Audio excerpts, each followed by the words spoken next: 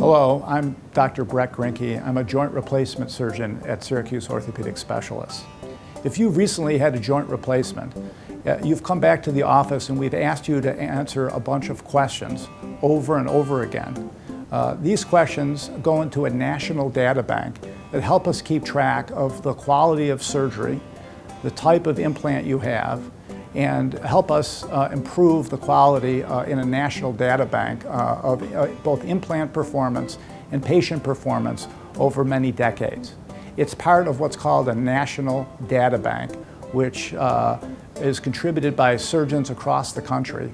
The United States is actually behind many other countries in establishing a national data bank. And so this data is very important for us to determine which implants are performing the best, which implants may have problems, and help future generations of patients have improved surgery.